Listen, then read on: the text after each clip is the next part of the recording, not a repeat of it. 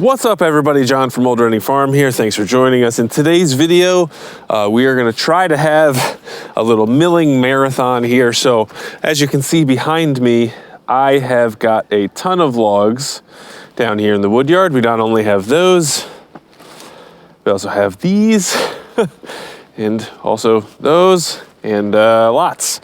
So we have lots of projects on the horizon for us here between raised garden beds that Catherine was just talking to me about a few minutes ago and fencing. I don't know, maybe we want to build something. We talked about selling chicken coops maybe, I don't know. We got a lot of stuff to do and a lot of logs to mill. And basically the way that I've gotten my logs previously was from one tree company.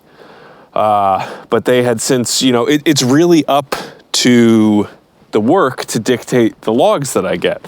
And so if people don't have pine trees to take down, I'm not getting any pine logs. And so I have cast a little bit of a wider net, and I've reached out to a ton of tree companies. I also reached out to some people who do firewood, who also do some tree work. And that has ended up with me having more logs than I planned on having. So I have sort of divided up the logs into different piles that I'm gonna use it for. And so I'll show you that now. So these two piles right here are sort of, they're not very nice, but so these are gonna be my carving logs, because these are a little bit too short to mill. There's also one of them in here that has a chain embedded in it. I don't know which one it is. Now I could mill these down and use them for carving blanks, but I also have a need for, you know, sort of mid-range large bears. And so these will be good for that. And then same with these, you know, this is a combination of stuff that is a little bit too small and, you know, it's short. But stuff like this will make a little medium bear, so I'll cut it like right there, and that'll stand right there. So I'll bring those down to my carving shed, which is down over there at some point. And then this pile started off as some pine logs that I actually went and picked up from a guy, and we just stuck some big giant tulip on here. Now originally, I was gonna use this for a big giant bear, because I hadn't found any logs that were really big enough. But then I saw this guy is already cracking pretty bad. So I don't want to use these, because you can see the tulip sometimes does pretty well. But so these logs are all about the same age. And you can see, you know, some of the pine looks good. And then this tulip is just cracking big time. And now it is a very dry time of year right now, so it is a little harder on the wood.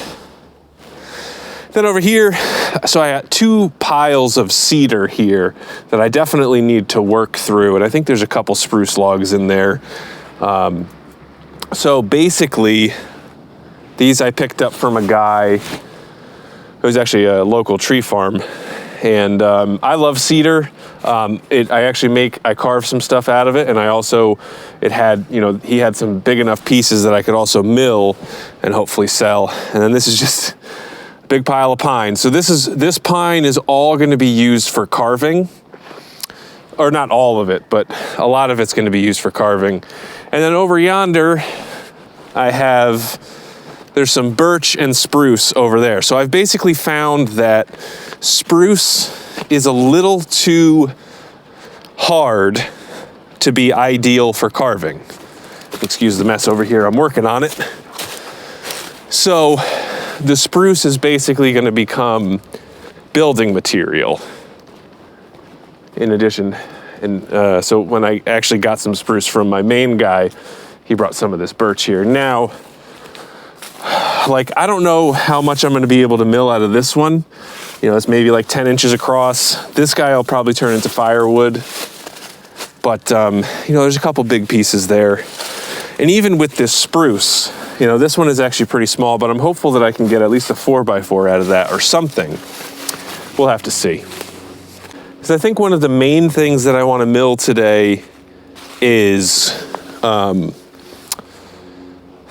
stuff for the raised garden beds. So those are gonna be 2x8s, which nominal 2x8. It'll be an actual 8-inch wide board, but it'll be 1.5 inches thick. And I don't know that I'll be able to get that out of any of the real pieces over here. I'm not sure, actually. Well, so I got some of the bigger spruce. I'm not 100% sure what I'm gonna be doing. There's a lot of elements that determine what I'm going to mill on a particular day. If I'm carving, I have the whole pile of pine that I can carve out, and I know exactly what my blanks are gonna be or around where they're gonna be. For example, mushroom blanks can be anywhere from 7.25 to about 9 inches square.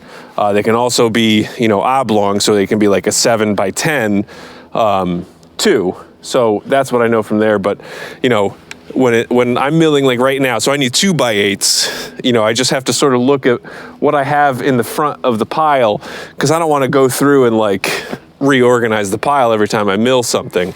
So now I'm sort of looking at these spruce logs that I have here, and they're pretty thin on that end. But one of the other things that I want to mill for is the alpaca catch pen, and we want to put in posts so that we can hang some shade sails for the summer, so they can have some additional shade coverage. And so I'm thinking those are going to be either 6x6 or 8x8. I want those to be pretty chunky.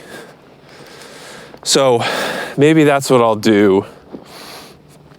Yeah, maybe I'll start with that, try to cut down that spruce pile a little bit. See if I can get some 6x6s or something out of that. And then once I get those down, I don't know if that birch is gonna be good, but I have this one big tulip right here that I think will make either 4x4s for fencing or 2x8s. Again, we're gonna have to see, I'm gonna have to work through some of the outside logs to get to the bigger pieces. But so that's my plan today. So I'm gonna go ahead and get set up, and then we'll get started.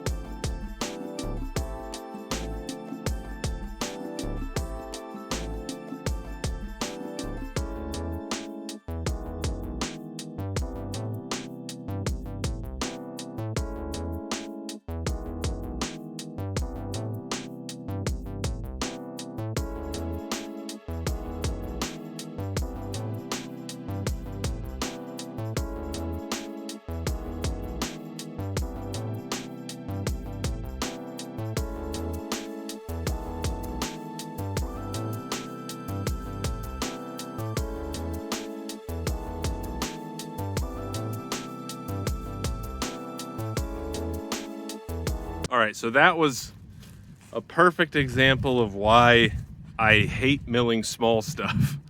So I ended up with one 6x6. It's actually 6.25 squared. But since it's all square, I'm not gonna really worry about it. And I'm just gonna take this and put it right in my dump trailer. But man, that was such a pain in the butt. Because like you get these spruce logs and they have all of these horns from where they cut off the branches. And that must have been like the tippy top of the tree, but or no, it was one small tree. And so you can see I had to cut this butt end off just because it was so much taller. And so it went from probably like 10 inches around to like 18 inches around at the butt end, or maybe even bigger. And it's like too much of a jump to go. Anyway, cut it off. We ended up with a pretty nice piece. I think this is sort of exactly what I was looking for, like a little bit of live edge there just to give it some character. But yeah, so I'm gonna do one more of those, or I'm gonna keep going with that spruce pile, which is that one, until I get through these annoying small logs. I think I really only have 2 left. So I'll see, because I need at least 2 of these 6x6s, if not 4. Probably 4 would be better. So I'm gonna keep going, then I'll check in with you guys. All right, so all I've been able to do so far is I got 2 6x6s, 1 2x8, 1 2x6, and 1 1x6. How about that? So what I also found is that I got a 1/4 inch of drop somewhere, meaning that my track or the bunks are not level. And so I did a quick test because I noticed that it was sort of sticking up on this end. Okay, so here's what I found. The way that this mill is set up is I have 2 big beams. I think they're like 6x14 or something like that on either side, holding up the rails there. And all the rails have little adjustable feet at every bunk, and 2 where there is where they meet. Because you can see there's actually 3 sections here, and so there's 2 feet on a section where they meet. And so all of the bunks need to be level in order to get a smooth and, you know, actual, like a real cut, an even cut. And so what I did was I just strapped this 2x4 here and at the end, and then I ran a string line real tight all the way across it.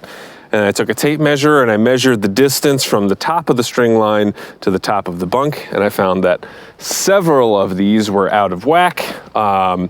And so that's why I ended up with a, 6.5 on one end, 6 1/4 on the other. So I could bring those beams down here and resaw them and get them even, but it's not really gonna matter. And in fact, having it thicker at the base and thinner at the top should be fine for those posts. And even like the 2x8s that I cut, I mean, they're for raised garden beds. It doesn't need to be perfect. But like I said, I'm gonna start milling some cedar, and I want that cedar to be right when I do it. But anyway, so then once you get that done, it's actually pretty simple. All of the little feet are adjustable. So you just have to take a level to make sure that the 2 rails are level, and then you just adjust the feet and got it up to snuff. So I think what I'm gonna do now, since it's a little late in the day, I'm gonna mill down these scraps. So one of the things that I've made sort of a pledge to myself to do is to try to be more organized down here, because I don't want to end up making piles of scraps like this, or I have a big pile over there. I'd like it to be sort of organized down here so that I'm not spending a ton of time cleaning up after myself. I'd rather take an hour at the end of the day than a full day here and there. It's gonna get pretty hectic pretty soon, so I want to make sure that I'm good. So what I'm gonna do is, so I take all these scraps and I'll put them on the mill, and I'll mill them down to little pieces that are right around 6 inches or a little smaller than that. And then I'm gonna go and I can grab my wood chipper, put that on the tractor, and then just chip them. And that way, instead of just burning them or piling these scraps up somewhere, it takes a little bit of work, but then I can actually get something usable out of it. Because even just a little bit, like over here, I put some of these chips, and like this is a whole big mud pile. And so obviously like one little tiny bit isn't gonna make a world of difference, but over time I'll be able to use the wood chips and, basically taking what were scraps and making them something that I actually use all the time should be good. So that's what I'm gonna do now. I'm gonna get to it. Okay, so I was able to get all of them except for this guy on there. So this is what I have now. So I'll do like a topping cut to clear out the top, and then I'll just go down in increments of like about 6 inches. It should just be a couple passes, and then I'm good to go.